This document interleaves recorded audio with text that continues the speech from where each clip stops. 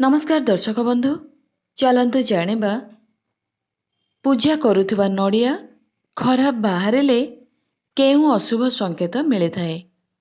आजिर vastu tips. आमे समस्ते भगवान को पूजा आराधना करिथाउ।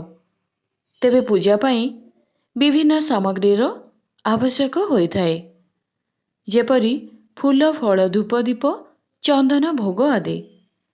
तेबे भगवान को आमे जहाँ भी श्रद्धारे देइथाउ ताहाको से ग्रहण करिथांती। तेणु भगवान को आमे भोगरे जहाँ भी देले प्रभु ग्रहण करिथांती। किछि लोक भोगरे मिठा मिश्री फल आदि देइथांती।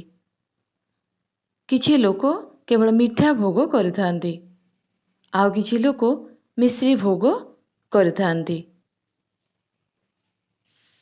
किछि लोक उखुड़ा भोग करिथांती तो केतेक लोक फल भोग करिथांती। तेबे फल मानक मध्यरे किछि फल एमिति अछि जाहाको आपण पूजा करिपारिबे नाही। तेबे फल को आमे कोनोसी उपास व्रत दिन पूजा करिथाउ। फलहार दिन जेउ दिन थाए सेई दिन लोक फलर पूजा करी सेई भोग को निजे सेवन करिथांती। तेबे फलर बहुत वैज्ञानिक लाभ मध्य रहिछि। तेणु फल खाइबा स्वास्थ्य पक्षे मध्य भल अटे। तेबे फल मानक मध्यरे फलर राजा हेउछि आंब। सेही भली फल मानक मध्यरे श्रीफल बा सुंदर फल हेउछि नड़िया। नड़िया अत्यंत शुभ फल अटे।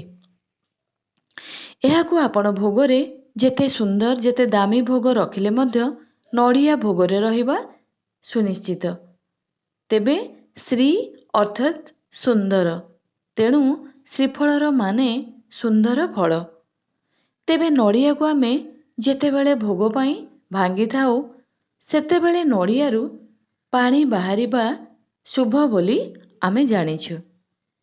किंतु बेले बेले नड़िया को भांगिले एथिरू पानी बाहरी नथाए बा नड़िया जदि खराब बाहरी थाए तेबे बहुत लोक भयभीत होइथांती। अनेक लोक भाबंती नड़िया पचा खराब बा पानी न बाहरिले एहा अशुभ संकेत अटे, किंतु एहा संपूर्ण भूल अटे।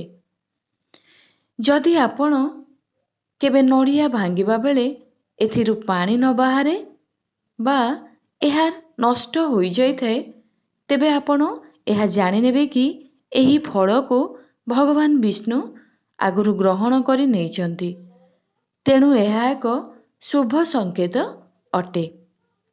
एथिरे आपणको कौनसी दुश्चिंता बा आशंकार भय रहिबा नाही, कारण सेही नड़िया को भगवान नारायण आगुरु ग्रहण करि नेइथांती।